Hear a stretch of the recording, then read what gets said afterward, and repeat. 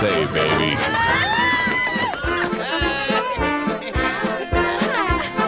I'm here with controversial director Uwe Boll. Uwe, you made your fortune turning video games into hit movies, and today is a big day. Absolutely. And I want to explain a little about the financing of my movies, because you know there are all that rumors out that my movies are financed with Nazi gold. And what should I say? It's true. But somebody must do something with the money. Welcome to Now Playing Podcast Review of Postal. Paul, I'm Vince Desi. What the fuck you do to my game Postal? I don't know what your fucking problem is. The movie's great. Part of Now Playing's video game movie review series. According to leading experts, video games are the #1 cause of violence. Hosted by Arnie, I get a little horny here on stage sometimes. Justin, Can't believe I took this fucking job. and Stuart. What the fuck did you bring him for? Who the fuck are you people? This podcast may contain detailed plot spoilers and harsh language. Oh, what are you gonna fire me for saying fuck? Well, fuck you, Dan. I'm the fucking show. You mind if I go to work now? Listener discretion is advised. Roll it, Gary. Make me a star.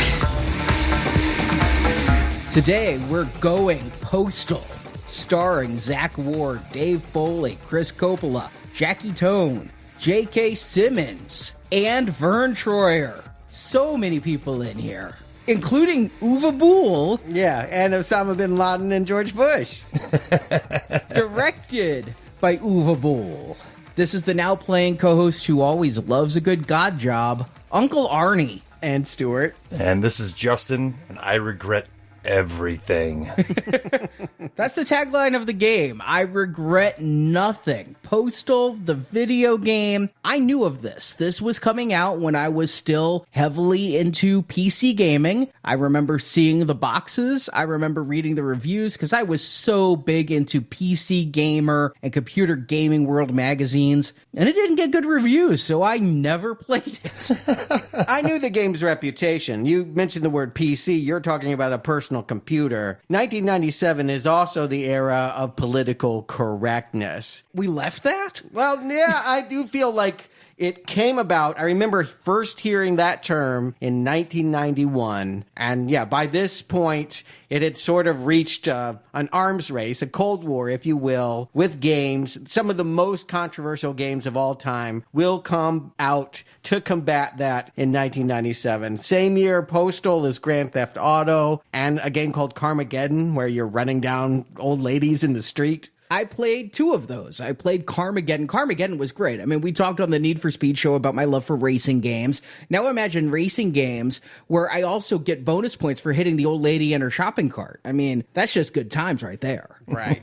And they were always there. I mean, controversial games have always existed all the way back to Atari 2600. You could rape an Indian squaw in Custer's Last Stand. That was not an official game, though. That's that was a bootleg thing Atari never would have signed off right. on. Oh, to be fair, but if you knew the right retailer and they had it under the counter, you could have been playing this in 82, 83. And we've talked about on Doom, we've talked about on Mortal Kombat. It was an arms race to keep adding more and more gore. But I do think that, you know, let's face it, if the audience is adolescent men, they're probably the least likely to be told what to do, how to say it. You just love this stuff when you're a young guy. I know I did. I really did like the spirit of a middle finger to what was proper. I didn't play Postal. I was a little old for it at this point. I was graduating college, but it didn't horrify me. I didn't think it needed Senate hearings. I didn't want to put it at its feet that Columbine happened. Yeah, I am so anti-censorship. Video games, music, rap music, playing Led Zeppelin backwards, none of this causes shootings. Guns don't cause shootings. You know what causes shootings? Crazy fuckers. A normal person will not play a video game and be incited to then go shoot up a bunch of innocent people. I think that's fair, which is not to say that we shouldn't censor it from getting into impressionable hands. I mean, that's a larger debate, but I agree. For you and I, we feel like we're normal. We know that we're not going to lose control. We can play something like Postal, and it irritated us that people out there said, no, if you play Postal, then you're part of the problem. And I also played the original Grand Theft Auto, which you're talking about these, but all of these are so rudimentary graphics. When people should get upset is like 5 years later when the sequels come out and just are really almost photoreal graphic depictions. You know, listen to this, kind of as a parent, it's funny to me because I've had to walk some of these lines. Like, yes, I do not support censorship on any level. I think it's just bad for America and freedom. But as a parent, I do appreciate the ESRB, you know, or at least what they're trying to do in spirit, which is give you shorthand what to expect in a game like this. Because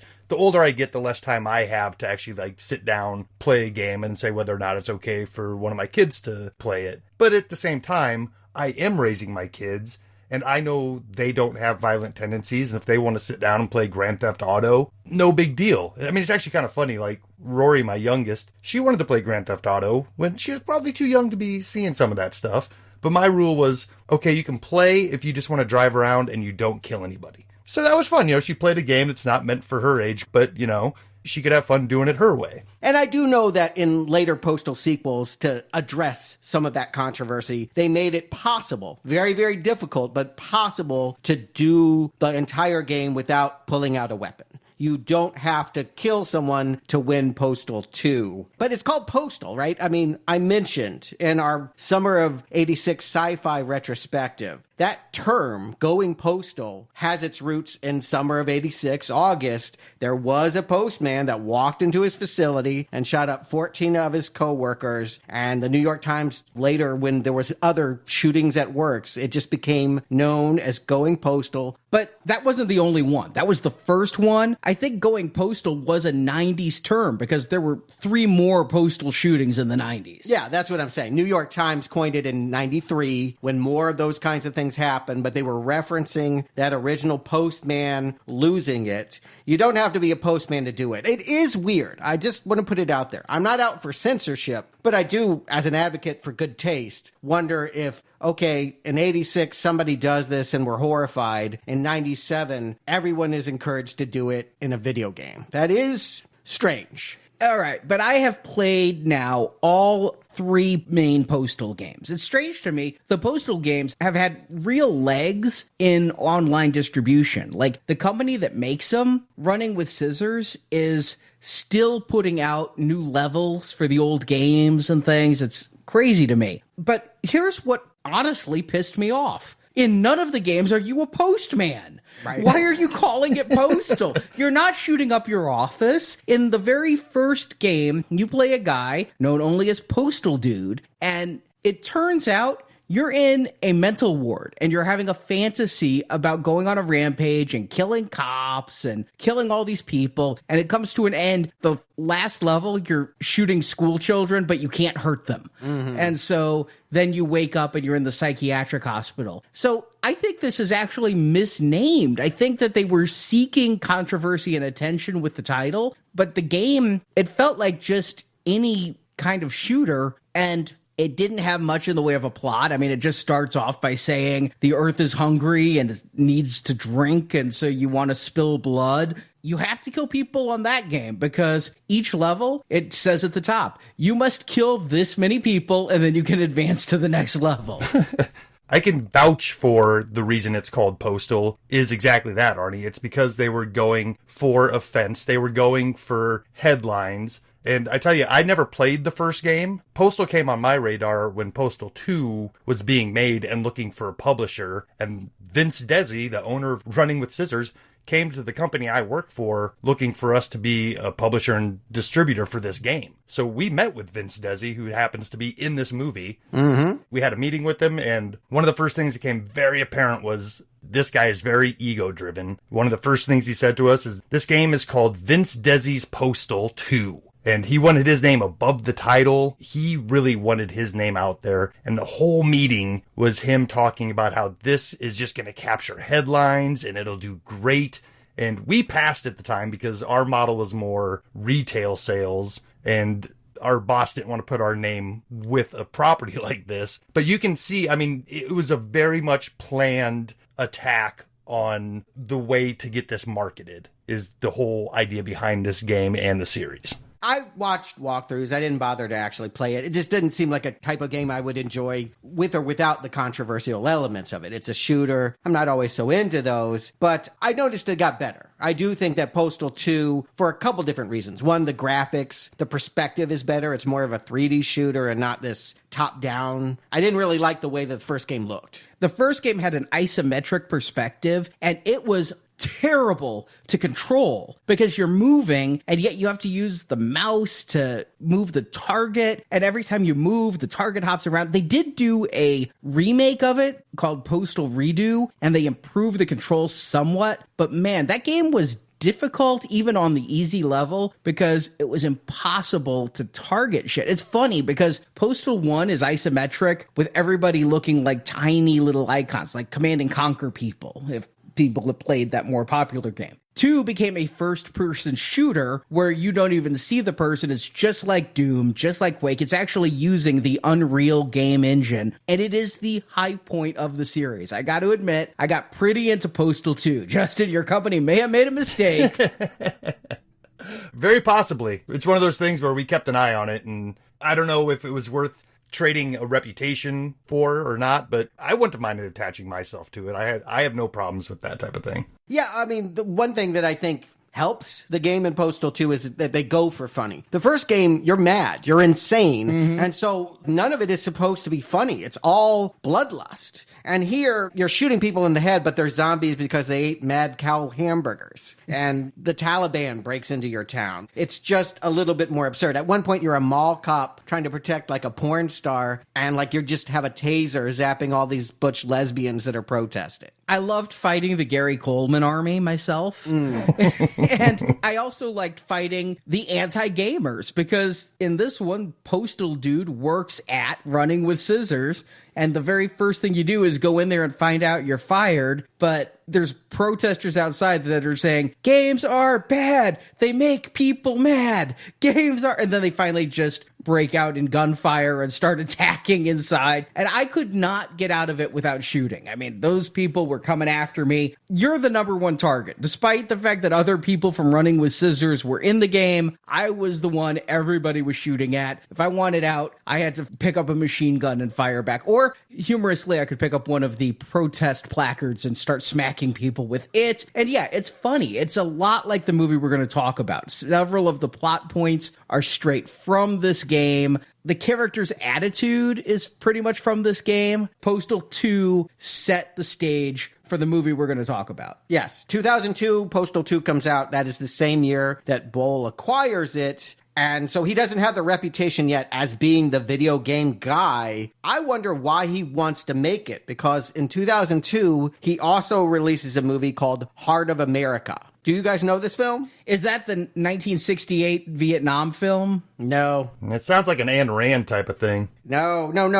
It's a heartfelt drama about angry teens picking up guns on the last day of school and shooting their creative writing teacher and all the people that bullied them. It is a fictionalized retelling of Columbine, and he is deadly serious about the heart of America has these social ills that must be confronted. Why the hell would you want to then follow it up with Postal? I do not know. 5 years later, he's making Postal, but I did watch Heart of America, and it's surprising because it's got all the people you know from House of the Dead and Alone in the Dark 2. Clint Howard is like an abusive dad doing a dramatic take on all of that. If you watch Mad Men or Handmaid's Tale, it's one of Elizabeth Moss' first movies. I'm like, oh my God, she's a pregnant teenager. It's a really odd mix of Uwe Boll action movie and like an after-school special. It's not very good, but it's not very bad either. You would look at that film and not know how terrible he could make a film. Well, I wonder, it sounds like maybe, that was a good earnest attempt from Uwe Boll, and like the harsh criticism that he got from it switched something in him where he's like, F it, if I'm not going to get recognized for the artist that I think I am, I'm just going to turn the other way and make garbage and make people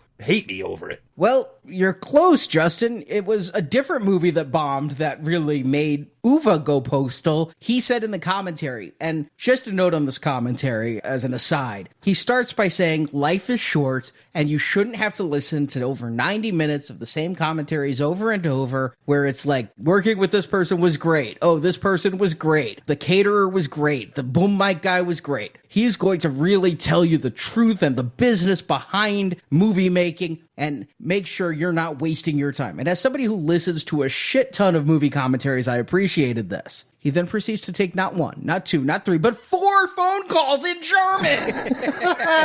He doesn't pause the commentary. He just starts talking in German. He's like, oh, I have a New York Times interview coming up. I can't not answer the calls. But on the commentary, he's complaining about his movie In the Name of the King. Mm-hmm. We'll be covering it. It's based on the game Dungeon Siege. Okay, well, it bombed. Yes. And they made 2 more, though. Failure is never going to stop Uwe. Yeah, he was also mad because Blood Rain bombed. Yeah, I mean, let's just face it. In 2002, Uwe Boll was becoming a known quantity. In 2007, Uwe Boll is considered the worst filmmaker of all time. And so he's got chips on his shoulder. He is wanting to pick up a gun and shoot all the people that bullied him, just like the characters in Heart of America. He said that he took this pathos and he wrote 2 scripts in parallel. One was Postal, and this was the positive energy, going to make a comedy mocking all of those who mocked him. But he also was making a horror movie. I'm pretty sure it's called Revenge, which is the angry side of him. Both movies were made, and yeah, this is the more lighthearted of his angst. And this is the time when he was boxing his critics. I think we mentioned this about Uwe. He did that as a stunt for Postal. Mm-hmm. He was going to include that in Postal, the movie. He said it didn't fit the story, it didn't fit the script, so it's a bonus feature on the Blu-ray is watching Uwe box people from Ain't It Cool News, and sadly it was not Harry Knowles, who probably deserves it from the things I'm hearing about him, but I'll tell you this.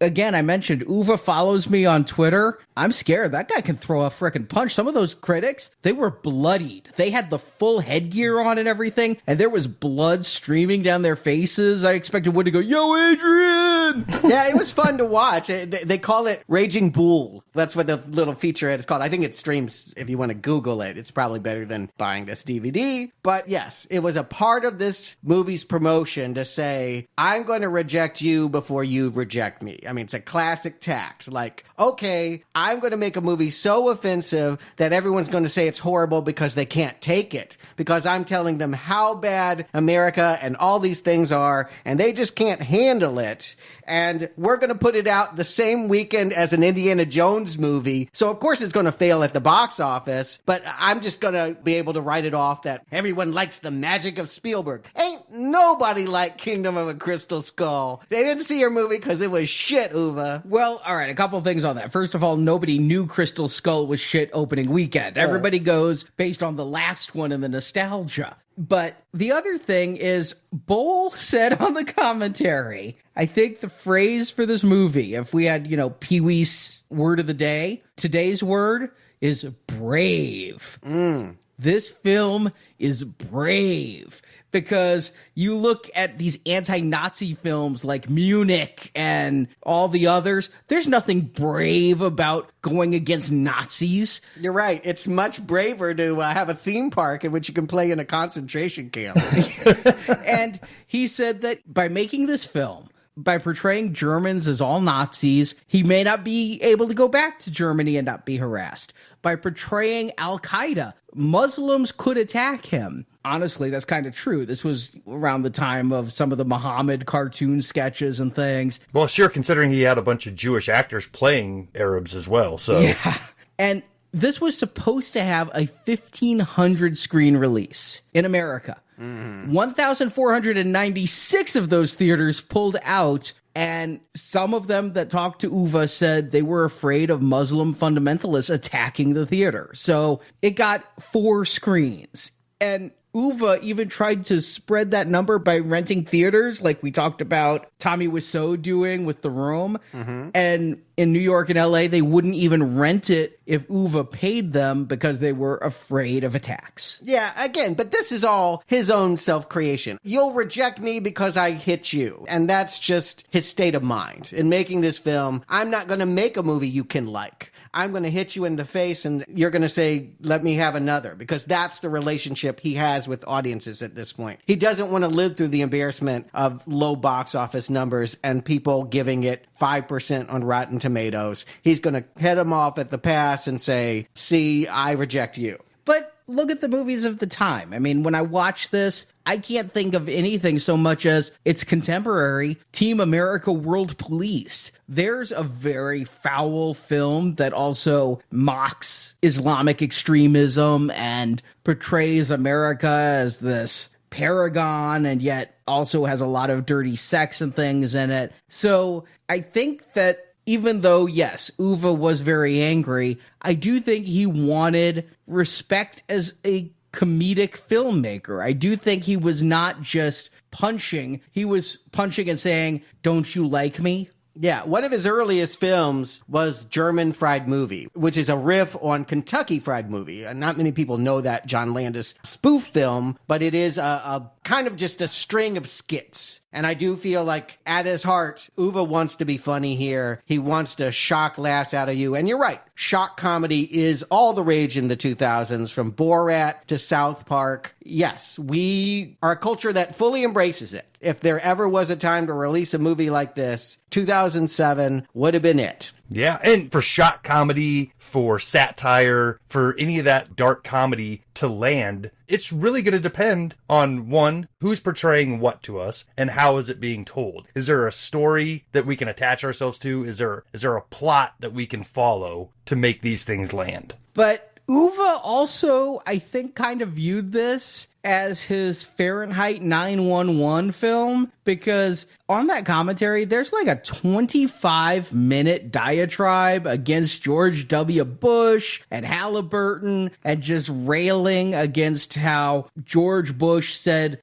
God told him it was right to invade Iraq and that Iraq was never funding Al-Qaeda and everybody knew it and it was a war for money and all of this. In 2003, that's biting commentary. In 2007, that's just kind of rote and everybody knows that already. Not everyone wanted to hear it, but I do think that there was an audience that had processed that. And yes, change was coming very soon. George Bush would not have a job much longer. And Uwe said it's brave to make this film while Bush is still president. Too easy to do until after somebody else was elected. So, yeah, he really thought he was going somewhere with this movie. Justin, you said your company wouldn't touch Postal, the game, because it was too controversial. Some people who wouldn't touch this movie.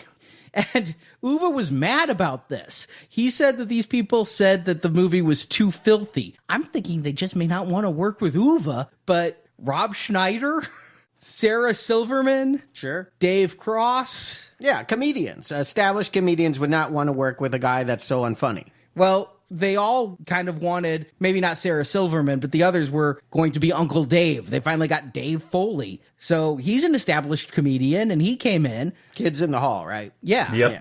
Breaks my heart to see him in this movie. I'll just tell you that right up front. I love Kids in the Hall, but he was great in News Radio. He was the star of that NBC sitcom for a very long time. I just see him all the time in various movies and TV shows. And I think because of Kids in the Hall, he's just almost always a pleasant person. Now, while making this movie, Uwe sent the script over to CAA and all the main casting agencies, and the agencies would not allow a single actor to audition for this. Uwe ended up just kind of using word of mouth and had an open call, and that's where J.K. Simmons and Dave Foley and anyone you've ever heard of that's in this film, they just showed up and said, we want to be part of your movement, Uwe, but they certainly weren't put there by their agents. Their agents were telling them, don't do that movie. Yeah, and he couldn't have really thought that he was going to get A-list or even B-list talent with this. Again, this is a middle finger. He can now say, oh yes, those agents, they're just all part of the problem. I see a lot of self-righteousness in the way that he's set up this movie really to fail. Again, I think Dave Foley is B-list. I think he's your biggest star in this movie. I would definitely call him not A-list, but solid B-lister. Yeah,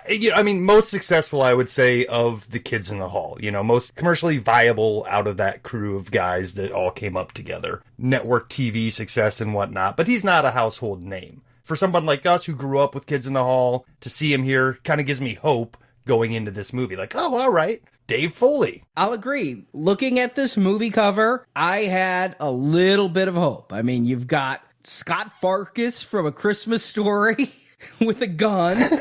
A Christmas Story? Yeah, A Christmas Story. We last saw him in Alone in the Dark 2. Yes. Did he get his tongue stuck on the pole?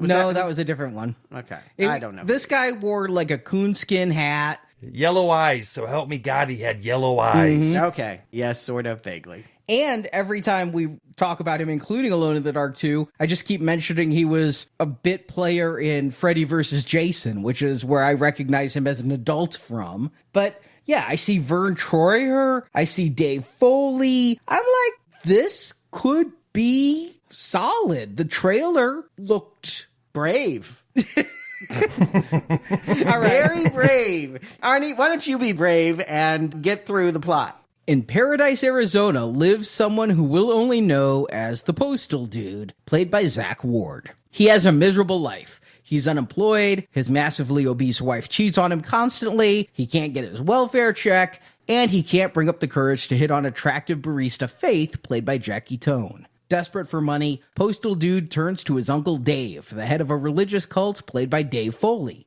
Dave Foley, brave. We'll talk about it. But Dave has his own problems as the IRS wants over $1 million for overdue taxes. Together, Dave and Dude concoct a plot to make some money. They're going to steal the country's only shipment of in-demand crotchy dolls, which are selling for $4,000 a piece online. So they're going to invade Uwe Boll's amusement park called Little Germany, where the dolls are sold, and steal them. But Dave and Dude aren't the only ones who want the dolls. Osama bin Laden, played by soup Nazi Larry Thomas, is living in Arizona, regularly having phone calls with BFF George W. Bush. Osama also wants to steal the dolls so they can put the avian flu in the dolls and kill the infidels. The two factions end up in a massive gunfight in which mostly children are shot, but also shot is Harry, a disabled man that police officer Greg uses to make money. So Greg and his partner John are after the Postal Dude, and they put his face all over the news to track him down.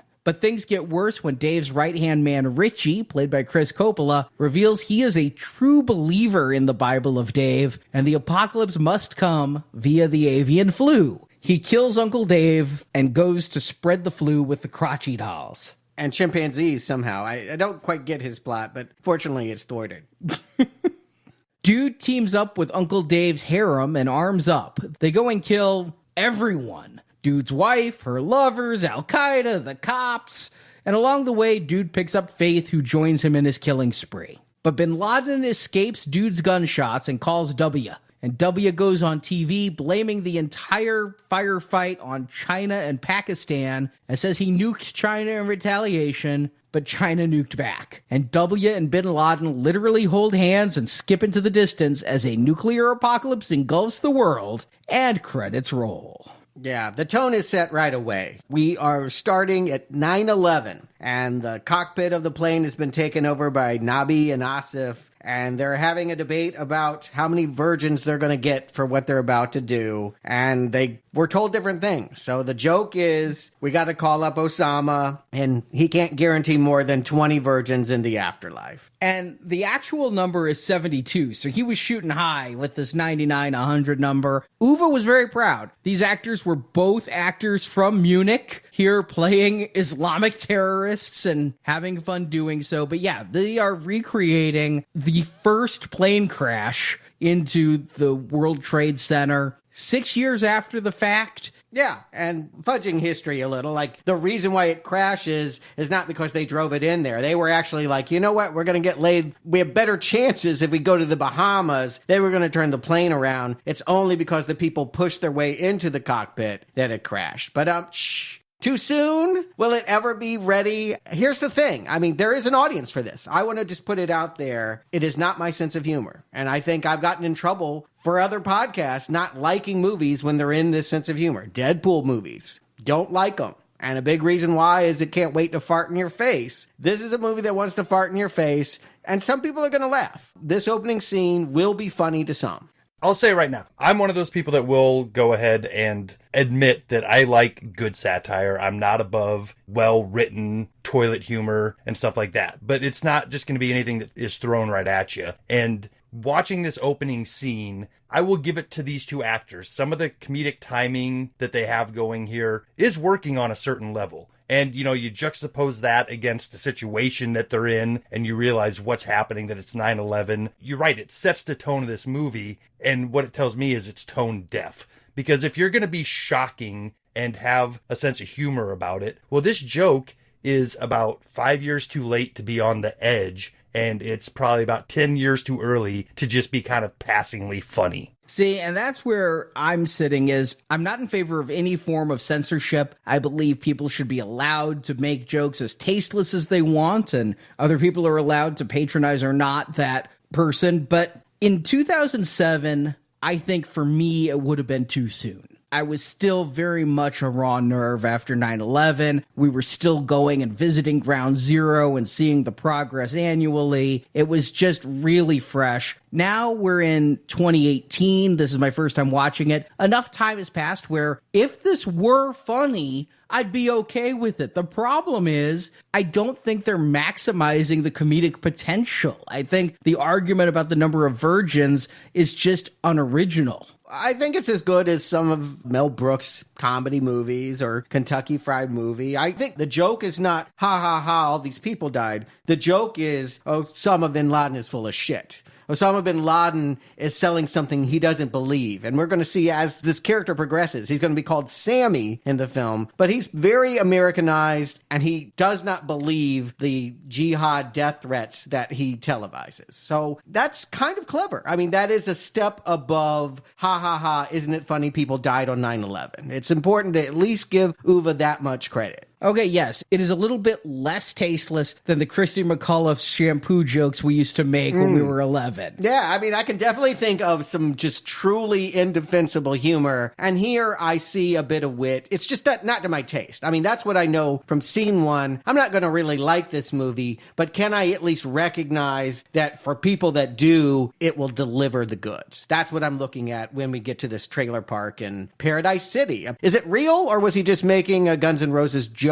that Axl Rose was born in a trailer park in Paradise? Well, Paradise does come directly from Postal 2, the video game. Right. So if the joke is there, it's not on Uwe, it's on Vince Desi and crew at Running with Scissors. Yeah, but it says in a subtitle that... Birthplace. Yeah, and I think that's a joke. I believe... He was born in Lafayette, Indiana, so no, he was not born in Paradise, Arizona. And Paradise City, the song, is not an homage to his homeland. Okay, I didn't know. It could have been. Whatever. It's a pretty awful representation of America. I can tell you that much. We get everything that you would expect someone who doesn't have a high opinion about America throwing at us, from clip-on ties to sour milk to dog poop and obese ladies watching wrestling in the bedrooms of trailers. It's a repulsive environment. Agreed. I don't know if this is a feeling about all of America or specifically the trailer park. This was around the time My Name is Earl was going to be on television too. Trailer park humor was in. The movie Joe Dirt was around this period. Oh, that was so influential. Yes. And we all remember where we were when that opened. This is a foreigner. It's worth pointing out this is a German who has something to say satirically about our country. That he's starting here is, yes, it is referencing the video game. This is where that game was set. But it is also setting the tone for the comedy. We live in an awful environment. I think this is America in a microcosm.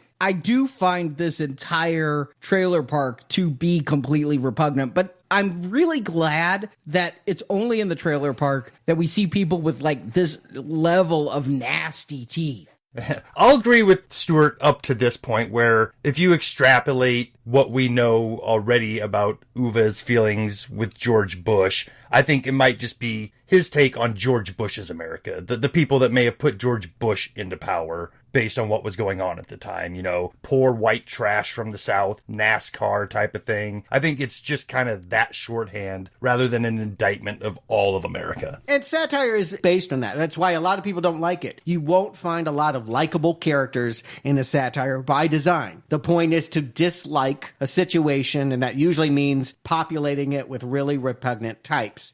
The one guy we're expected to like and stay with is Dude. He is trying to get a job. He has been unfairly blacklisted from legitimate work. He married a woman that was once beautiful and has turned on him and just become something that is awful. And I get it. I really do. But the fact that when they got married, you're going to see the wedding photos and she's this really attractive, thin woman, and that she becomes this woman who the joke's going to be later she's too obese to actually get out of the trailer. She cannot escape the trailer later, but somehow everybody wants to fuck her. Yeah, it's like a quest, you know, like the one guy, he gets a bag of flour. He's trying to find the wet spot. I mean, yeah, that is such an old playground joke, though, isn't it? Yeah, talking about the old NASA jokes, Arnie, you're right. That's straight from third grade before you even get what you're saying. But up to this point in the movie, since we are talking about a video game movie, it is pretty faithful to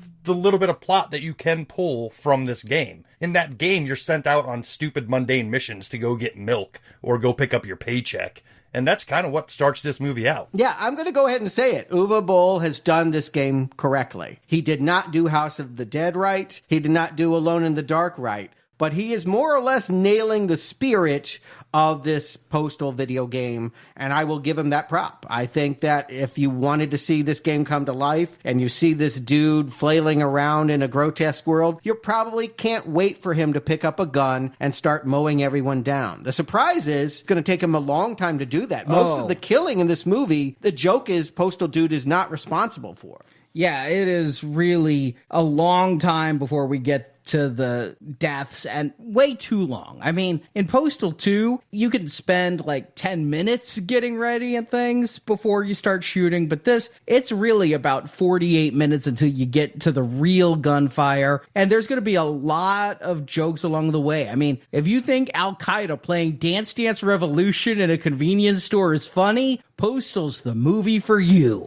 If you think cops blowing off poor women's heads at a stoplight is funny, and then invoking the fact that she said the N-word to him, which she didn't, is funny, this might be just for you. That is Uwe. He completely admitted that is his fantasy, because apparently, his words, in Vancouver, there are too many, quote, Chinese people driving like retards, end quote. Yeah, okay. Well, so there it is. And it's on PC, the game's on PC, and go with it or not. You know whether you need to watch any more of this movie early on. I find it helpful. You will either be grooving to this or you will not. Like I said, I am actually surprised that it is, I think, a decent representation of an offensive Kentucky Fried Movie style vibe. I think it actually works on its own terms. It's just a lot of setup. We have him going for this job. He goes into this conference room where, like, the enemies of the CEO, their heads are on a stick. And, you know, do we need all of it? He goes to the welfare office. He will go repeatedly back to his trailer and find out his wife is cheating on him. I know we want to see a lot of people killed. Do we need to meet them all? Because it will take 28 minutes before a gun lands in Dude's hands. I feel like if they're going to spend this much time not getting into the action, at least start building up good reasons why we should feel for Dude,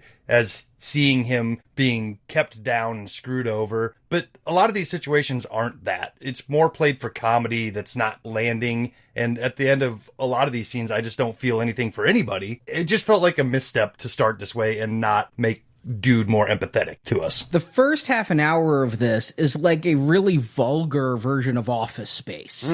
And the biggest thing that this movie has going for it is a stream of recognizable faces, be it J.K. Simmons as some guy on a street corner yelling about 9/11 victims, or be it a guy whose name I don't know, Eric Avari, but whose face I sure as hell know from the Mummy movies and Stargate as a convenience store owner, or this guy doing the job interview, Rick Hoffman. He was one of the bad guys in the 2 Hostel films. So I really like seeing these people. The problem entirely is Zack Ward. Zack Ward is probably a great character actor, but he does not have the charisma or the presence to lead a film. I think of Ron Livingston, the guy who did star in Office Space, and think that when Postal Dude is trying to balance on that broken chair in the middle of the job interview, Ron Livingston could really sell it. But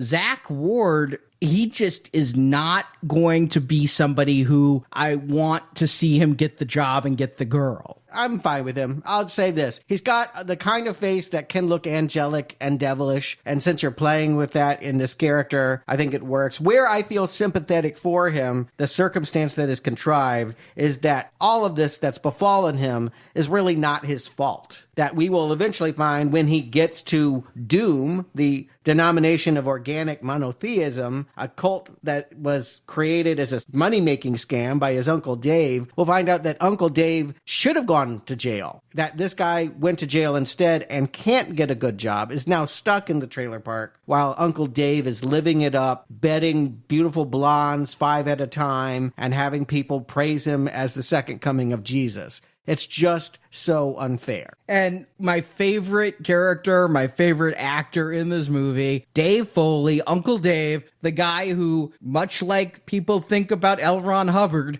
decided the best way to make a lot of money and get a lot of women would be to start a religion. And he even wrote his own Bible, kind of like the Book of Mormon, only it's the Book of Dave. And this is in the game. There is a cult just like this. You do mow it down. I think even in the first game, there was, like, you go into a church or something. This has always been a part of the gameplay. We know these people are going to be set up to be mowed down. I was thinking about the Church of Bob. That's what it kind of reminded me of. Do you remember this thing? It was kind of like a fake religion that popped up in the 90s where this grinning 1950s icon was like, it's kind of like the spaghetti people. Yeah, I was a pastafarian. Yeah, there's all of this mock religion to kind of underline criticism about established organized religion. Church of Bob was one of them. I thought they were actually referencing that. It took me a while to remember that it was the Church of Bob and not the Church of Dave, but same idea here. This also isn't too far removed from Branch Davidian, the Waco disaster. I mean, this is maybe 10 years past that, but there could be some of that, and there's some crazy cult leader. David Koresh, that's right. Yeah, I don't know if any of that was maybe inspired by that, but we don't necessarily see Dave having any nefarious plot. He really is just playing the guy who's floating through life and getting by taking advantage of other people. Yeah, but it's costing him. What we find out is he has this toady, Richie, that comes to him with the bill. They haven't been paying taxes. He's got to come up with $1 million. How is he going to do it? And when Richie tells him, the scene of the movie is here, right? We get full frontal Foley, and he just is sitting there taking a shit in the middle of the room and doesn't wipe his ass. Yeah, I mean, absolutely no modesty here. And you know what? I will never say anything about any actor taking any role for any reason. But I can't imagine looking at this script, Foley's like, you know what? Full frontal is absolutely essential to this scene to sell it for this film. It seems so out of place. And yet that's what happened. It was not in the script. It was while location scouting, they found the toilet in the middle of a room without a door. And when getting ready for the scene, Uwe and Dave together were like, yep, let's do full frontal. Yeah, I can believe that. It feels totally appropriate to this movie. This movie's going to throw everything it can at you. And yeah, seeing a penis on screen is still relatively rare. I mean, compared to titty shots, pretty rare in American film. especially in one that's rated R. I mean, we're watching the unrated cut, but that penis made it into the MPAA R cut. And that is shocking to me because if you watch, say, Eurotrip, the peens there are only in the unrated cut. You watch the rated R cut, you get no wang. Well, you know what? I would have a little bit more respect for that decision if we had a little bit of backstory where they were doing it just to get one over on the MPAA, where it's like, we want them to come back and say, all right, you can have 15 seconds of dick on screen, and right now you have 35, so we're going to need to cut it down. But there's none of that. It's just hanging dong for hanging dong's sake. Yeah, and he's shitting, and the Richie guy is gagging, and again, it's repulsive. It's not really funny. It's the shock laughter. It's like, wow, I just am so repulsed that it's going to, like, hit me in the stomach, and something that sounds like a laugh is going to come out of my mouth. And the problem I'm having is this movie is not impacting me. I'm like, oh, so you're doing that. Oh, so you're going to try this now. Oh, yes, that is really disgusting. Correct. But I am neither actually disgusted, nor am I laughing at the disgust. I just look at them. I mean, you mentioned Mel Brooks. I think they're trying to be Blazing Saddles, but all I could think of was the burning lunch bag of dog shit. That's what's blazing around here. And I never laughed once. I never smiled. I never smirked this whole film. And we've talked about reviewing comedies, and you don't want to go through and just say the humor worked for me or the humor didn't. But I will agree with Justin. This humor is very tone deaf in that it tries to literally throw shit at walls and become as offensive as possible, down to Vern Troyer eventually getting raped by an ape. It's trying too hard and not hitting. I agree with you completely, but I will say if we're counting jokes, there was 2 in this movie that I will give it credit for. Early on when he's in that job interview and the stenographer lady is asking him questions, she asks him a question and leaves an and hanging there forever. There was some good timing there. That got a chuckle out of me. You're right. Those questions, I smirked. What's the difference between a duck? And she just leaves it hanging. What's the difference between a duck? The one I liked was, if you were in a box, how would you think outside it? I mean, okay. Again, it's Office Space humor. Someone's got a case of the Mondays. It's honestly like cast-offs from Mike Judge's recycle bin.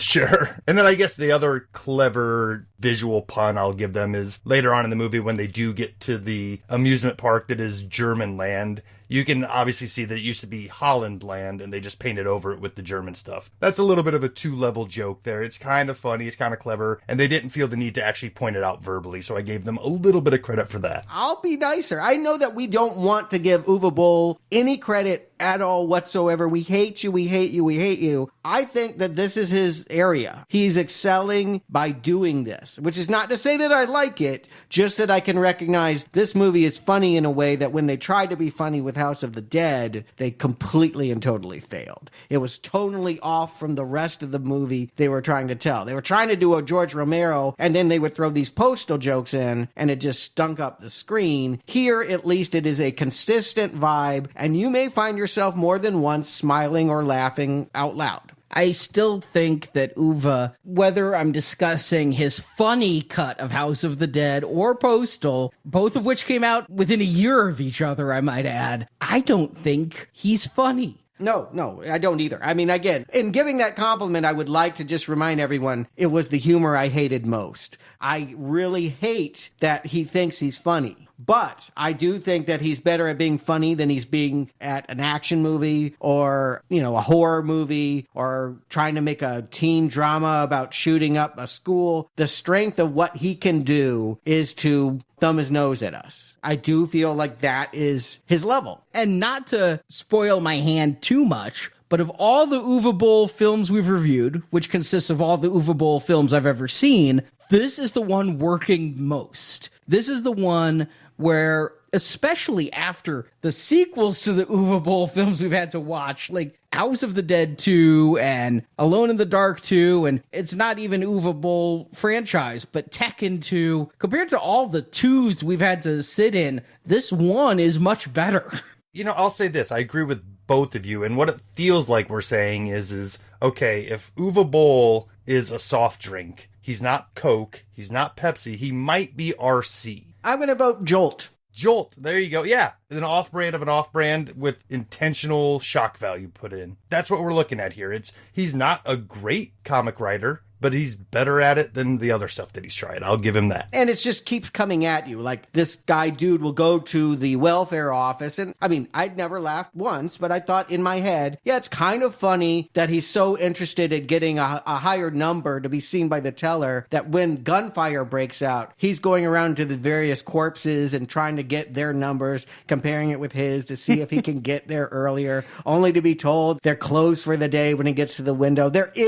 I've seen it many times. Comedy can oftentimes lie in Charlie Chaplin or Adam Sandler, the comedian of the day, being the punching bag of the world, and you see them flailing back and forth as everything around them just gives them a wallop. And I think that this is in that tradition. It is pugilistic to watch this guy bounce from scene to scene until he is finally ready to take action. It takes Michael Paré as he's a homeless man that's wearing a lot of gold and looks like he's doing pretty well for himself, but he's like, I want money, and if you don't give me money, I'm going to pull a gun on you. Michael Paré. Eddie from Eddie and the Cruisers. This is a real actor here. I had to look up why the hell is Michael Paré in this film at all, let alone in this tiny role as a panhandler. It turns out he is starring in Uwe Boll's Vietnam War period piece that if I'd had one more day, I would have actually watched, because I'm curious to see what the hell Uwe could do in a Vietnam film called 1968 Tunnel Rats, but it starred Michael Paré, and that's why he's here. Yeah, he was in Heart of America. He was in for 5 seconds Alone in the Dark too. I mean, he is a friend. You call him up and he'll show up for Uwe. I think Uwe needs to keep friends because I think a lot of people probably don't want to work with him. But yes, this is a guy that consistently shows up and he makes the point. You know, the joke is this guy doesn't need money. Our hero needs more money than this guy. And yet the hero is the one expected to produce money or he'll be shot. And in the struggle where I don't think the dude actually intends to do anything, the homeless person is shot, falls down dead, and now he's in possession of a gun. He doesn't go on a killing spree, but he is feeling like, I want to be an active character now. This moment is at least inspiring enough for him to call up Uncle Dave and say, all right, I'll cook up the plan on how to get you out of debt. And it's going to involve crotchy dolls. I do feel real quick that this was a bit of a missed opportunity because by the time Postal Dude does decide to start pulling the trigger and indiscriminately killing people, it seems like a abrupt right turn from where he's been going. This would have been a good place for him to snap and get that gun and kill one person for what would be a justified reason at that point. I think that part of the humor of the Postal games is killing, and killing indiscriminately. Especially in Postal 2, where you can kill the boss that fired you, you kill random people on the street, you kill protesters. Stuart, you said this is the best Uwe Boll adaptation in capturing the spirit of a game, but I feel that our Postal dude never revels in the fun of killing. The person who's reveling in the fun of killing is Uwe Boll, because he is enjoying, oh my god, can you believe I did that? Postal Dude even apologizes as he's killing people. Yeah, I think that is where this deviates from the game a lot, is if you've got a guy named Postal Dude, I think the humor would be, hey, I'm going to go kill people and we're going to be funny about it. Yeah, but it's a 90-minute movie, and they're going to make that the climax. I get it that they want to hold off and wait. They've actually reversed the joke. The joke is he's going to be left holding a gun many times in the second act, and people are going to think he is the mass killer. And in fact, he's the only one innocent on screen. That is a classic comedian peril. That feels like Charlie Chaplin. That just feels like a constant in comedy. I'm okay with that choice. I'm not sure I'm okay with this plot, though, because they're wanting you to believe that America is obsessed with a furry that looks like a penis and balls. It's trying to be a Cabbage Patch Kid in the demand for it. The fact that everybody wants this doll. Sure. But it's crotchy with a K. I'm like, I didn't even get that it looked like a crotch until you said it. And I'm like, oh, that's what they're going. To me, it looked like Mr. Hanky the Christmas Pooh from South Park. Yeah, I mean, maybe it's a take on Beanie Babies, which might have been somewhat... No, Beanie Babies were done by the time this movie came out, so you're right. Barney, whatever. It's whatever the hot toy is, yes. Well, Barney never went for a lot of money online, though. I mean, Beanie Babies had their heyday with money, and here, the crotchy dolls are voiced by Vern Troyer, so that's why Vern Troyer is coming to Little Germany, and the statement is, the boat from China sank with all the crotchy dolls, and only 4,000 crotchy dolls made it, and they were all earmarked for sale in Little Germany. It's worth to point out here, too, that Vern Troyer is here because Gary Coleman, who was in the game and quite heavy in the marketing of Postal 2. And very fun to kill. And very fun to kill in that game, refused to be in this movie because it was just too dirty for his sensibilities. So they went with the next he's great because he's so little type of actor. Oh, okay, yeah, because Crotchy is in the game. This is not something Uwe came up with. That was just something in the game. I forgot about the Gary Coleman bit, but now that makes sense. Vern Troyer is probably even a better choice because he's more contemporary. More people know who he is than Gary Coleman in 2007. Yeah, but the thought of Gary Coleman turning down a job, this was around the time he was working security, wasn't it? Yes, but he also got very godlike at this point. Yeah, and if you've ever seen the musical Avenue Q, he's a character in that. Oh, yeah, I did see that. He wasn't in it himself. No, there is a woman, usually a short black woman, is playing him, but it is a character in that story full of filthy Muppets. It was a thing to do. If you were a kitschy star of the 70s or 80s, you could make money off of that in the 90s, 2000s by laughing off of that image. And so, yeah, he had done it a lot. I don't think he's above making something like Postal, but maybe he just didn't want to work with Uwe. Who could fault him for that? I really do think that a lot of the people who didn't want to be in this film knew of Uwe. Honestly, I have nothing to lose. I'm not in Hollywood. I'm not an actor. I wouldn't go into an Uwe Boll film. Right. It's not going to help your career. You know, at this point in 2007, with him boxing internet critics and all these movies in the trash, and I mean, just look at any of them. They're unprofessional. You do it if you have to, or you do it because you like Uwe, but you don't do it because you think it'll help you get exposure.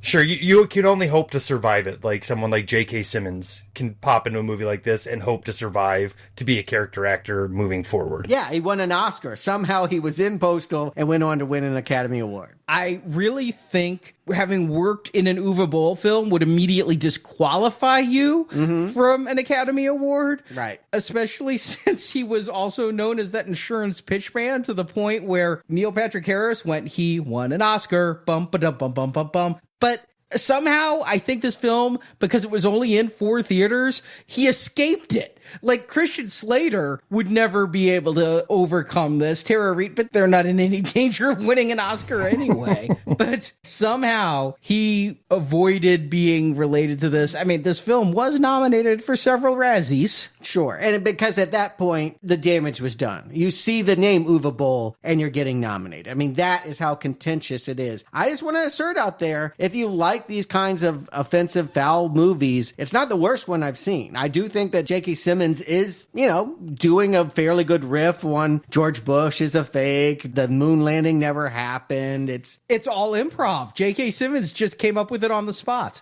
Yeah, it works in what it has to do, and he's just a madman street preacher that meets a suicide bomber. He is proselytizing outside the convenience store where the Taliban is hiding, and it is also where dude is going to go to get a carjack. They actually just sell things that you can break cars into. He's going to buy one of those and witness a suicide bomber blowing up the street preacher. He will not know that the Taliban is also in the back. They have a man cave, a literal man cave. Osama is filming all of his videos there, and they are planning to steal the crotchy dolls as well. I wonder if Shane Black saw this, because I got a real Iron Man 3. Yeah, there's a little bit of a Trevor vibe here, and I will give him, credit for this juxtaposition. It's a funny conceit. It's not a running gag that's going to carry your film, but it was a one-note joke that I appreciated. Yeah, I mean, you could see other movies that do it, and you probably liked some of them. This one is not as expertly made, or maybe the actors aren't nailing it as well, but I don't think it's the worst one either. That's the balance that I'm finding. As much as I wanted to hate this movie, I just find myself slightly annoyed. And I'll agree, I'm not loathing this movie. I'm not finding it funny. And it was really a personal challenge to do in one sitting because I was highly disinterested. But it is moving forward. Things finally pick up for me when they do go to steal the crotchy dolls. When we finally are getting a plot and these 4 scantily clad cult members and Uncle Dave and Postal Dude and Richie are all going to Little Germany. And that's where Uwe Boll is there, as is the creator of the Postal games, who's attacking Uwe for ruining his game. Yeah, and want to point out, if you play Postal 3, they're both characters in it as well. They will interrupt the movie and pop up. I did play Postal 3, and I was going to talk about it at the end because it came out after this movie, but that means these people saw the movie Uwe made and said, we still want to talk to you. Come over and be a voice in our game. I don't think it's that different in spirit. That's what I would argue, is that if you like the game, chances are you're going to like something about this movie. Maybe it doesn't live up to everything that you wanted. And again, it's certainly hard to throw your arms around Uwe Boll unless you do have dynamite on your belt. I mean, I don't want to do it. I don't want to be his friend. But it's not so awful. The thing that I could say to that, Stuart, is that, yes, a lot of the things in this movie also happen in the game. But I think the big difference is in the game, I think maybe it's what you attach to the character yourself. But I feel like the game earns this downtrodden man who's been pushed to the brink and gives it some sort of reason for him to go off and go postal, where this movie's earning none of that. This movie's just kind of basking in the gore and the grit of their crass jokes. It is trying to give him a reason, but because the jokes aren't landing, it's not a black comedy. I think that's where it really fails. Is a black comedy is a movie that's so bleak, but yet you're finding yourself laughing because you have no other choice. Here, they're trying to be daring and risky and all of that, brave. But it's not black humor. I see things happening to our Postal Dude, but it's not sold to me in such a way where I see this actor boiling up with anger and that everything is going to finally snap within him. No, that's not the character. I do think it is a black comedy. I don't know how you can argue it's not when Uwe Boll pulls out the teeth of Jews that were gold and pays Vern Troyer for showing up. I mean, that's dark comedy. There's no other way to slice that. That's black as midnight comedy. You know, he really does love, I think he loves being the center of attention. But this scene where he's getting the TV interview and Uwe Boll is going on about, yeah, I profit from Nazi gold and everything in this park, from the David Hasselhoff brew house to, you know, the concentration camp simulation ride. This is him just reveling. At this point, he is the center of attention. He's allowed to just say, hey, haven't I pissed you off? Most bullies do like this moment. It's the gloating. And I guess maybe I'd take exception with the word comedy here. Comedy brings with it, you know, a little bit of weight. It's black humor, but comedy, I think, is a little loftier than that. Yeah, I mean, I usually like satire that has a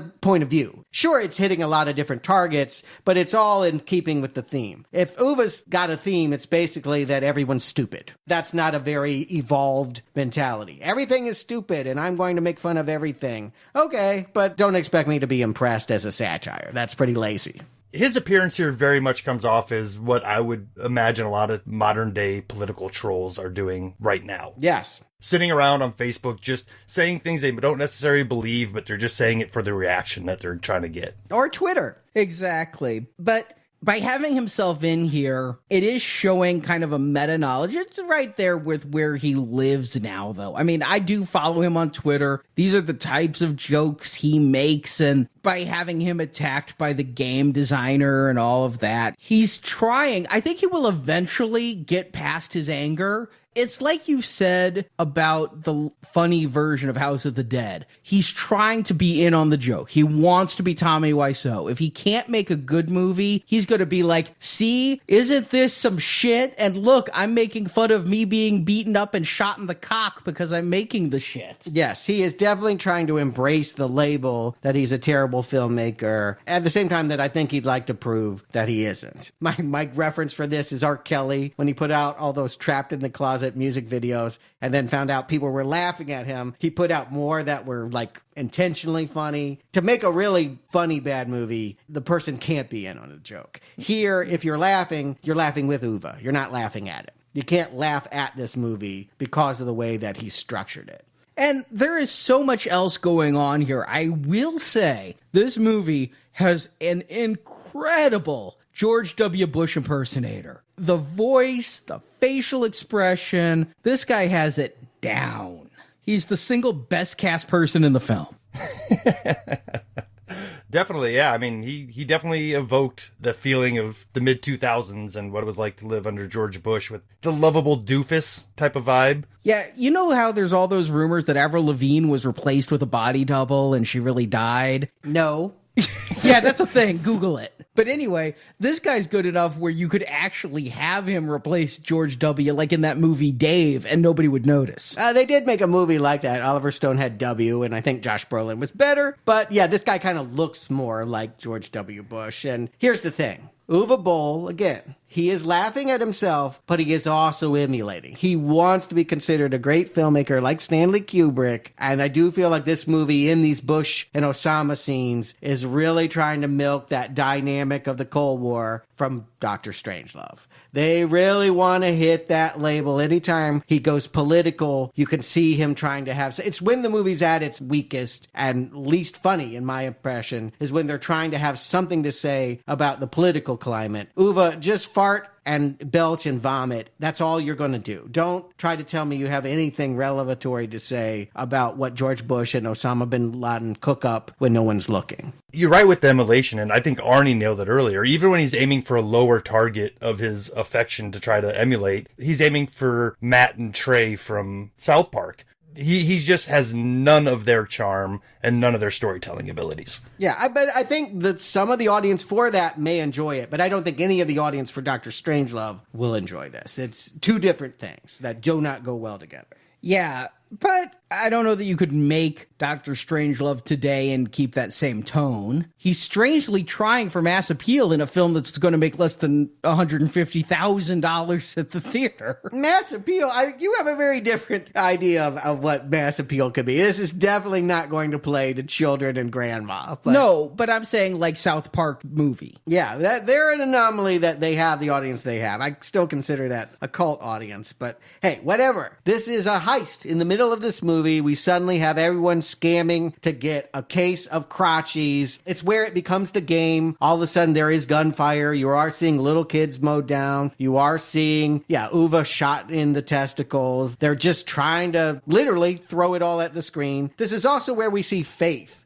We haven't mentioned her yet, but she is this barista that I think our main character admires because she doesn't have a lot of respect for her customers. She goes postal. She teaches him what it is to be postal earlier in the movie. She's at this amusement park too. She's packing heat. She's firing back when people are firing missiles. It's setting up the long-term romance and that these two are going to get together. Yeah, and that's a perfectly fine romance there. I do think that for his arc of being cuckolded as bad as he was, postal dude needs a girlfriend. I wish there was something that actually made me feel chemistry between Jackie Tone and him. I don't know Jackie Tone. I see she's on that Glow series that I don't watch. I don't know. Yeah, I don't know her either. I have seen Glow a little bit, and maybe I'd recognize her if they weren't wearing such heavy makeup on that series. But here, she's not really working for me. She's overly sarcastic, and she's just over the top in what she's trying to do. And the movie keeps trying to tell us how gorgeous she is. And it's like, okay, fine. She's fine. She's tough. She says what she wants to say. Let's not oversell the beauty part of it, and let's just keep moving. I'm going to put it out here. We're, about 50 minutes into this movie. I'm considering, hey, it's working well enough for a certain type. It's not my kind of movie. I don't like the movie, but I'm trying to, advise people that do like raunch humor. If there's something here for them, I am saying go for it. It's after this point. It's after we leave the German amusement park that I feel like the movie runs out of steam and fast. There is 45 more minutes to go, and there is just no more jokes to tell. Oh, you're considering giving it a green arrow at this point? I was literally considering turning it off at this point and coming back later. When they start shooting and it's not entertaining then either. I kept waiting for the bloodshed to start where we would get where the game began, right? It's here. It's finally here, and it's not funny. The fact that other than Uwe's crotch, the only thing that die are a bunch of school children, I'm like, you were trying so hard to offend me that I can't be offended by this. You're just covered in flop sweat. I've said it before, and it's like, sometimes nudity can become boring. If somebody's naked in a movie for 90 minutes, at some point, you no longer get titillated by that. You know what I'm saying? It's like, it just becomes part of the background. And by the time we're seeing children mowed down, even if I was being offended, I think I would have run out of gas with my offense at this point. And if that's the game they're playing, is constantly upping the stakes at what could offend somebody, well, you're done when you mow down a bunch of kids. Yeah, it's also worth pointing out, they don't just kill kids. There's a guy in a wheelchair, too. They have a running gag that this corrupt cop is using a guy in a wheelchair that we think he might be a vet or something like that. But he uses him to panhandle for him and then collects the change at the end of the day and stuffs him in his garage. I think he's feeding him opiates in like an IV bag. Maybe there's some joke there if you're willing to laugh about our current treatment of veterans. But it's a lot of the same kind of joke. What I'm going to point out is, I don't think it's funny, but sometimes you guys have told me, oh, it's very funny. We have reviewed movies where you do not tire of this stuff, Deadpool, and I just think that it's not that much different than some of those films. Maybe I'm ruining my overall thoughts on this a little bit, but I don't think it's any surprise. The key difference there is, Stuart, is having somebody that you can relate to on some level to make that work for you. And for me, I very much admit that I like Deadpool as a character on the page, but for me, it all comes down to Ryan Reynolds. If you do not like Ryan Reynolds, you're going to hate Deadpool. And that's exactly what I was saying about Zack Ward. If I could go with his plight, I hadn't even considered Deadpool, but I so went with Deadpool because of that romance in the beginning. Yeah. Before he goes into the cancer treatment, that romance is what makes me like Wade Wilson. Zack Ward has none of it. I blame the script as much as the actor. And also, Zack Ward was hired to play the white cop. And he got promoted to lead because they couldn't find anybody to take the lead. So the script caused that this was the best actor they could get. But I think about movies that worked a little bit better, like John Dies at the End. The charisma of the lead is so important to making a movie break or win. And yeah, that's why Deadpool works for me and this doesn't. As well as Deadpool seems to push the envelope in ways that makes me laugh and this doesn't. Again, it's hard to describe why some humor works and why it doesn't. But here, these are jokes I had already heard on South Park. And Ryan Reynolds and Deadpool makes it look effortless. And here I feel they're just straining. They're like constipated with these jokes and the veins are bulging out of their necks and they're trying to push it out. And it's just not making me laugh. It's the difference between the class clown who has impeccable timing, can make the whole class laugh, and the kid sitting next to him who's flicking boogers at people thinking that's funny. Yeah, I think you're right. I think this is what I'm getting to with my point now that we're 45 minutes from an end. I need this to come together as a character piece. I need Zack Ward and Faith to get together as a couple and start mowing people down and me love them for it. Like it's Natural Born Killers or Bonnie and Clyde. We're rooting for them to take down this awful, awful world. They've told us a million times over, this is a terrible place that deserves every single bullet. So let's have some fun with that. And I feel like the movie loses focus. We lose track of Faith, and they go back to the religious complex. And it's much more about, this guy Richie and this crotchy doll thing. I'm hating this thing, but this crotchy doll has bird flu and who's going to release it and how. All of these mechanics, that's not the focus. If they had made it a convincing love story and made it satirical, that we're rooting for an apocalyptic ending that these two contrive, that would be funny. But as is, this ending ain't funny. No, this whole shootout should be better. And I think of some of the action movies where the shootouts are funny. You get funny lines, you get funny action, kind of like Lethal Weapon 2 to a degree or Beverly Hills Cop 2. There's ways of having shootouts be funny and the escalation be ludicrous. And here,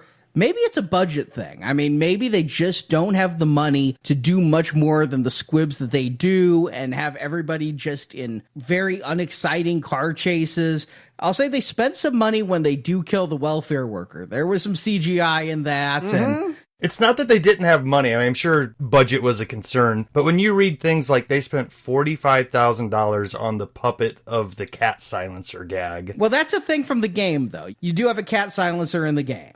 Sure, but I'm saying, like, mismanagement of funds for something that they end up using improperly or not with the same spirit that it's used in the game. It just, something that they threw in there because it's like, it almost felt like a checkbox. Oh, hey, as you're doing a Postal game, don't forget a cat silencer. Yeah, they're definitely checking up boxes, which, again, I'm not going to ding them for that. Uwe needed to make his movies more like the games. We've had that problem so far with Alone in the Dark and House of the Dead. Okay, tick those boxes, please those fan bases, but do it well. And again, do it with faith and dude together. Then we have something to root for, a happy ending that we want to see transpire. Instead, it just feels really messy, like skit movies do. And this is just so poorly written. I just envision Uwe sitting over a computer being like, how could I offend them next? I'll have them run over a baby. But you know what he's not worried about? And from seeing, 3 of his films now, one of them 3 times, he's never worried about character motivation, character arcs. You know what would be so much better is if Faith maybe was also in the cult. Oh, you're here at Uncle Dave's, and that he's trying to help her get out, or something to have her have a reason for being involved in this other than she happened to be serving coffee at Little Germany amusement park that day. Yeah, it's all kind of random. They've set up a multitude of characters. It's all random how they're taken out here. They don't feel orchestrated in a way that feels, well, certainly not masterful, but even competent. No, yeah, and I mean, I feel like they kind of use the excuse that this is just a small town, like from the game, and you might run into the same type of people all over the place, but it really just doesn't matter in the end. That's certainly my problem, is that I was willing to say, okay, you have created the game on screen, you've given me people that I feel like are good enough to pull off this one joke premise, but then the follow-through, what we've all come for, the Postal situation, is a real letdown, and it's hard to know why that is. It seems like a multiple of factors. One is that they take out Dave Foley too early, and there really isn't too many likable characters at this point. Yeah, Dave Foley was my shining star in here. If I gave this a week not recommend, there was never a shot at recommending once the gunfire started. But if I were to give this a week not recommend, it would be because Dave Foley, when he has his pants on, is actually funny in this film. He's giving what he gives. You know who else who is doing the best they can with what they're given here? Vern Troyer. I usually don't like Vern Troyer. Other than the second Austin Powers film. What? Oh, okay. Just the second one. Yeah, but when he came back in the third, it was too much. And he wasn't in the first. Oh, okay. I get them all confused. But other than the second Austin Powers film, I have yet to see a movie where Vern Troyer is used to any effect until here. There are some, in theory, funny gags of his suitcase is full of dildos, including a glow-in-the-dark one he's going to use as a flashlight when he's kept in his own suitcase. But both of these, the 2 best actors in the film, if I can go that far, are taken out simultaneously because of Dave's prophecy that there will be an apocalypse when a tiny celebrity is raped by 100 apes. And so they have Vern Troyer and 100 apes, and Vern Troyer is going to take it up from a monkey. And look, there's more of their budget being wasted on screen. They actually animated a whole room full of chimps. And yet, I understand the need to go for it. What would this movie do by withholding? How would it help the movie to do less? The whole point of this movie, it has one mission, and that is to go for your gut. And so that's what they're doing. They're just on all cylinders, just firing away, trying to get a rise out of you. I think that you're right. Now that you've said it, Deadpool solved the problem of too much one-jokedness, at least in the first movie, by having 2 characters you wanted to see get together at the end. And here, dude has just spent too much time randomly bouncing off each other person. I do think it's kind of funny, once he gets back into town, the police are looking for him using the photo from the character up from the video game. He's got a mullet, and it looks like he did in Postal 1, and of course, no one's going to recognize him from that. That was rather amusing, and I think they could have done a little bit more of that kind of humor. But you know what? Here's the thing. Postal was not a hit game. Postal did not get great reviews. Postal has had legs, but nobody's become rich off Postal. It is not Grand Theft Auto. It is not Doom. It is not even, dare I say, Alone in the Dark. But what happened was, apparently the German Postal fan group online really petitioned for Uwe to adapt that movie. And so that's how it came about, is a bunch of German fans were just asking for it. Yeah, we were all asking for it by letting him make another movie, but I think it just fit his mentality 5 years into making unpopular films. Yeah, he is ready to just blast back at us. And all right, so let's just cut to the chase. We finally get to a trailer park. Everything is about everyone trying to get a van full of dolls that have bird flu in it. And yeah, our main character tries to make peace. And of course, nobody wants that. And we have, the game. This is where everyone gets mowed down. This is where we get to see the dude become the Postal dude. He is now the character in the video game. Yeah, bullets flying everywhere. He's killing his neighbors. He's killing the terrorists that have shown up. The cops are there doing his wife at the time. And his overall plan is to blow up the truck and his trailer all at once. So it's him and Faith, in what looks to be their final showdown, because they're surrounded on all sides. And it's a scene that I guess maybe fans are waiting for, but to me, it just drags on and on and on. Again, it's hard for me to measure this because I don't like this kind of humor, but it's just, I don't know why anyone would still be laughing over the same joke. It hasn't reinvented itself. It hasn't asked more of its finale than it asked in the beginning. It's been too much of Uwe Boll snickering, and we're done. I do feel like this movie would have been on stronger footing if it had ended 20 minutes earlier. Even though it's only 90 minutes, I do think an excessively short feature would have served this comedy better. Yeah, they could have cut the whole going to the compound, him leaving the compound for unknown reasons until maybe a little bit later he explains he was getting the van and hiding it, which was unnecessary. It felt too long and there was obvious places to cut. Agreed. But eventually, it all ends in a fat joke, right? He finally hits that bomb. He realizes he can't convince these people of peace. And so he's going to blow up the trailer with the dirty cops, with his obese wife. And she's so fat that, the flesh for miles is coating Main Street. And we have lots of visual gags of people getting goo. Yeah, it reminded me of almost the end of Ghostbusters 2 with all the purple slime and everybody getting slimed. But it's not funny. Nope, and that's not even the big exclamation point. Like you said in the plot summary, the final scene is Osama bin Laden and Georgie Boy Bush running off into the desert as nuclear explosions are going off. Yeah, they needed to work on this part, right? I get you're going to do Strange Love, and that memorably ended with us being begged to laugh at our own annihilation through nuclear proliferation. I just don't really understand. Why did it happen? Just because at the core of who he is, I think Uwe Boll is just a nihilist. Oh, no. I know why he contrived it. Yeah. I know why he contrived it. They tell us that W and China... He blamed China and Pakistan for all the death in Paradise City, the same as he blamed Iraq for 9/11. And so he nuked China, but before his nukes landed, China got 30 nukes off of their own. Okay, what the part of that I'm missing was I didn't realize the rest of the nation was outraged and horrified at what was happening at Paradise City and saw it as another World Trade Center epic kind of fall of America. Yeah, that's not shown in the movie at all. No, it's not there. And who can blame you? It didn't even seem like the people of Paradise City were all that concerned with what was going on.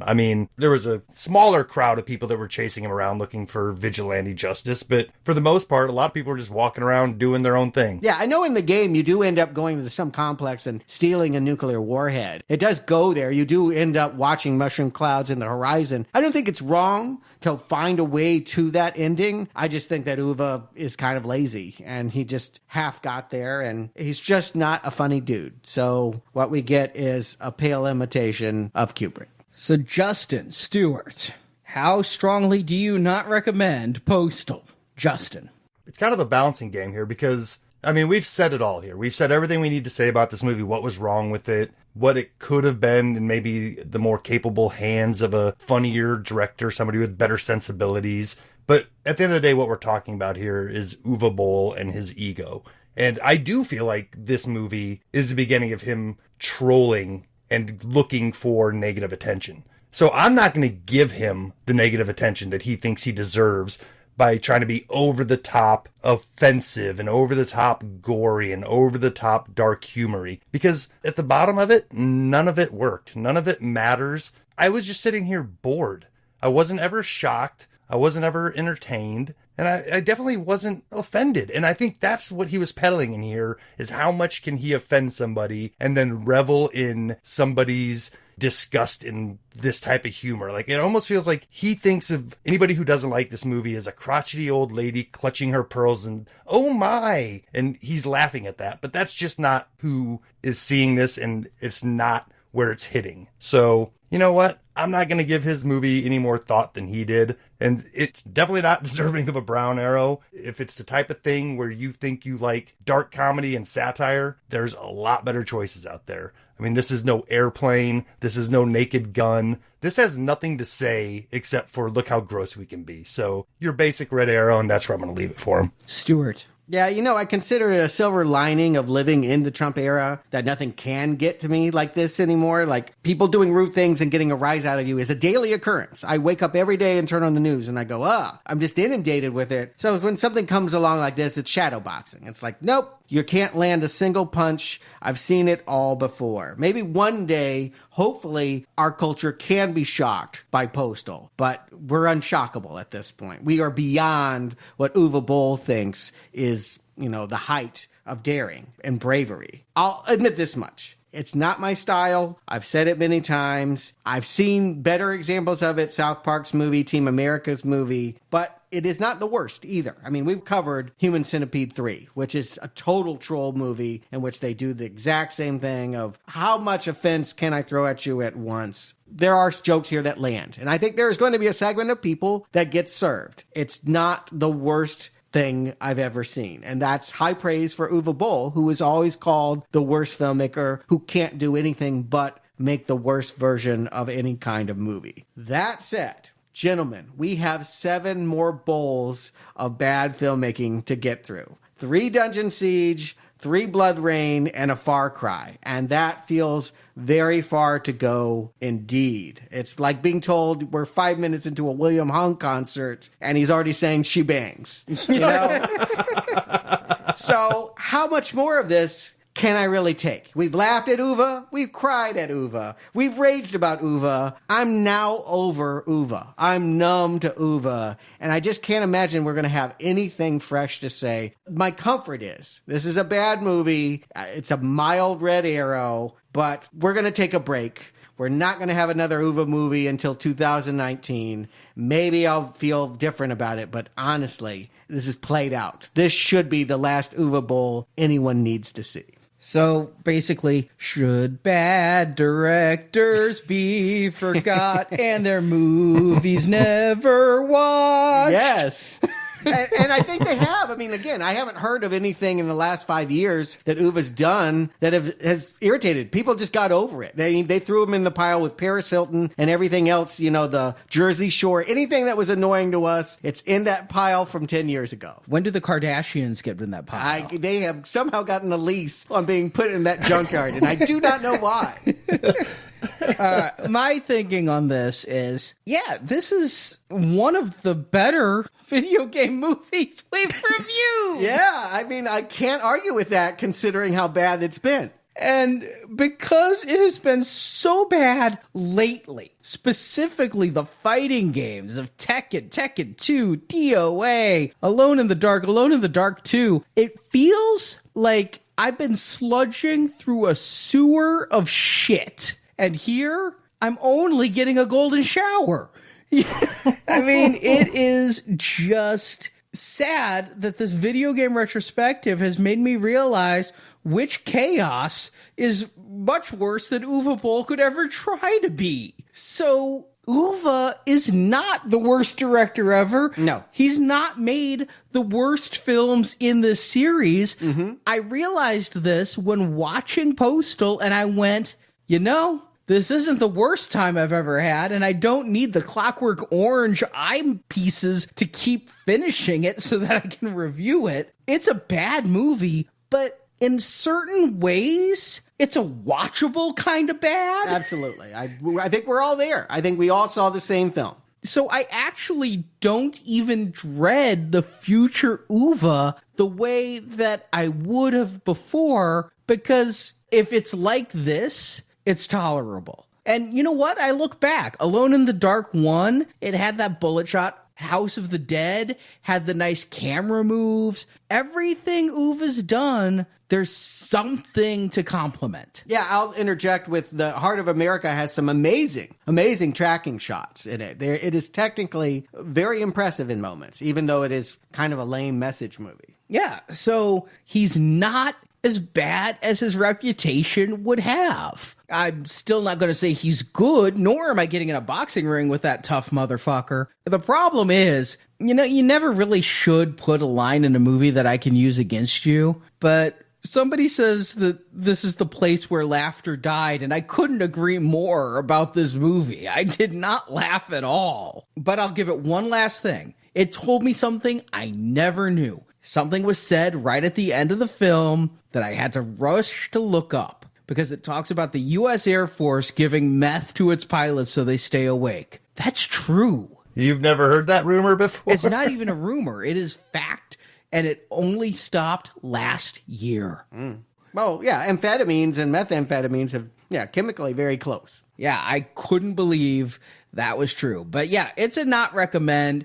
It's just, your middle of the road not recommend. The flamethrower is staying well in the closet, but yet at no point did this movie ever give me anything beyond the box cover to say that I thought it might be a recommend. And we all watched the unrated cut. There are 2 more cuts out there, by the way. There's the German cut and the R-rated cut. I didn't like this movie enough to even trace them down, but movie censorship tells me that much like the funny version of House of the Dead, certain takes are different, certain lines are different, a couple things are in different orders, but it's all the same movie. All the deleted scenes are actually interspersed in the credits. You can see where things have been elongated and changed, and, he makes a Vern Troyer's going to star in Pong joke.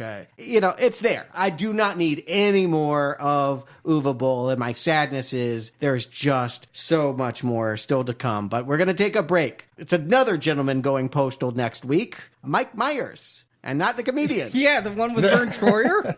No, not a reunion with Mini-Me. This is the real Mike Myers. And boy, I have been waiting for this film to see Halloween rebooted 2000. I'm going to call it H4O, because it's been 40 years since the original. Yeah, they called that last one H2O or H... which is still just a bad name.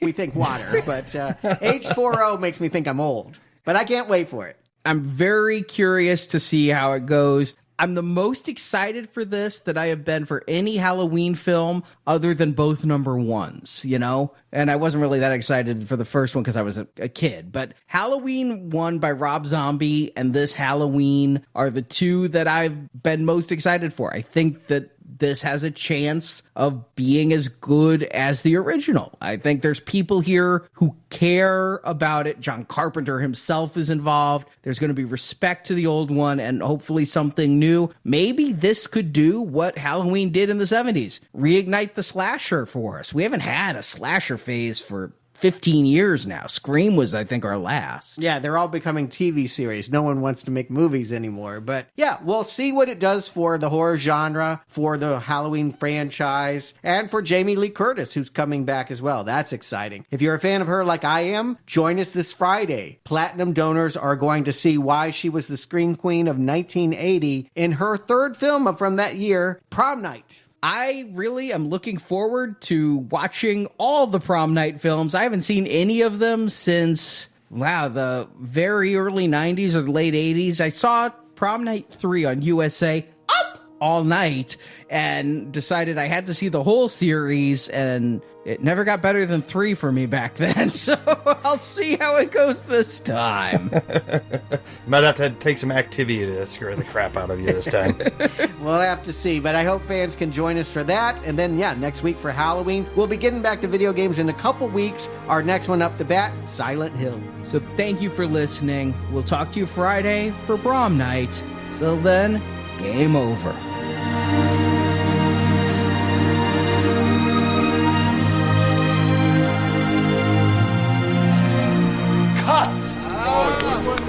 Wonderful scene, Sammy. Just wonderful. You truly outdid yourself this time. Thank you for listening to this episode of Now Playing Podcast. We hope you've enjoyed the show. Uwe Boll may be an infidel, but he made a very funny film. Come back to NowPlayingPodcast.com each week for another new movie review podcast. I think this is the beginning of a beautiful friendship. And in the NowPlayingPodcast.com archives, you can find reviews of other video game movies, including Super Mario Bros., Warcraft, Doom, Resident Evil, Alone in the Dark, Need for Speed, Street Fighter, House of the Dead Double Dragon, DOA Dead or Alive, Mortal Kombat, It Came from the Desert, Tomb Raider, Tekken, Rampage, Wing Commander, Final Fantasy, Prince of Persia, and more. I hate video games. Also at our site, you can find hundreds of other movie reviews, including Star Wars, A Nightmare on Elm Street, Independence Day, the Avengers films, Back to the Future, Batman, Superman, The Fast and the Furious, and more. And parents and children alike have been lining up for weeks to get their hands on them. Do you want to continue? Insert money now to keep playing Now Playing. Hey, yo, pal, you got a good job, you got a big car, you got everything and I got nothing. Help me out with a few bucks. Now Playing Podcast is a show without any sponsors or ads. We rely on support from listeners like you to keep Now Playing operating. Because I find myself in a financial situation.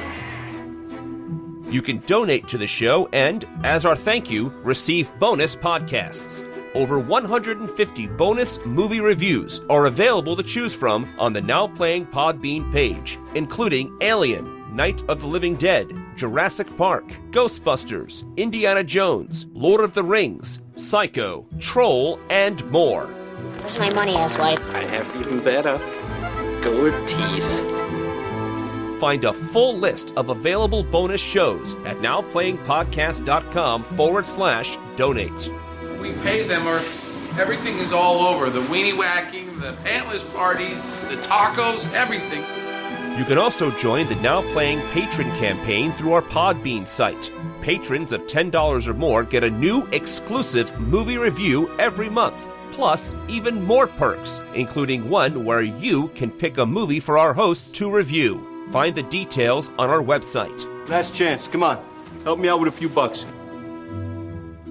If you want even more Now Playing reviews, place your order now for the first Now Playing book, Underrated Movies We Recommend. Get reviews of 125 films our hosts love. You can order the book by clicking the banner at the top of our homepage. This is a prime example of why everybody should buy my book. You can follow Now Playing on Facebook and Twitter, where we post announcements of new episodes and where the hosts post movie mini reviews. Links to our social media pages are available on our homepage. Citizens United, let's get this fucker! Now Playing Podcast is produced by Arnie Carvalho. Oh, come on, Reggie. You know I don't like to micromanage. Now Playing's video game retrospective series is edited by Steve and Arnie. You wrote a fucking Bible for these people? Now Playing credits read by Brock. Say we'll work for food in German. You the shit. The opinions expressed on Now Playing are those of the individual hosts and may not reflect the opinion of Venganza Media Incorporated. What happens up my ass stays up my ass. Venganza Media Incorporated is not affiliated with the motion pictures reviewed or otherwise referred to herein. All movie clips and music included in this podcast are the intellectual property of their respective copyright holders. They are included here for the purpose of review and no infringement is intended. That's a beautifully retarded sentiment. Now Playing Podcast is an exclusive trademark of Venganza Media Incorporated and may not be used without the expressed written permission of Venganza Media Incorporated. All rights reserved. I pretty much just play by the rules. Nobody plays by the rules, all right? You bend them or you break them. Anything else is just slow death. Now Playing is a Venganza Media production, copyright 2018, and no part of this show may be reproduced, repurposed, or redistributed without the written permission of Venganza Media Incorporated. I just wish I knew how to quit you.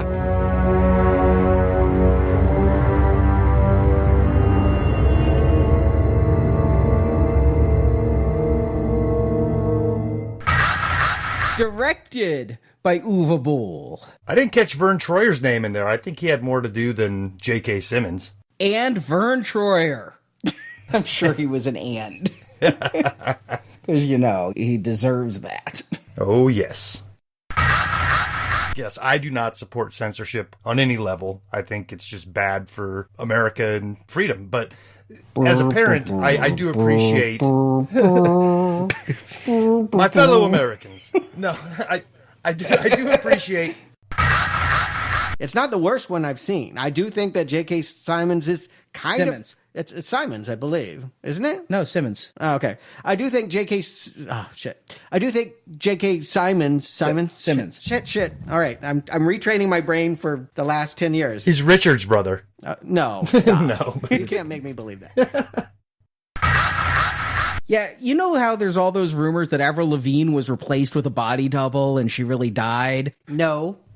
Yeah, that's a thing. Google it. It's a rabbit hole you don't want to go down. Okay. But it is a thing. They say she died in like 2007 and... Oh, there's moles they've taken pictures of. It's pretty intense. Oh. Skater boy? We're talking about that? Okay. Her parents got her like body double decoy to pretend to actually be her after the real Avril died so that they could keep the money train going. Wow.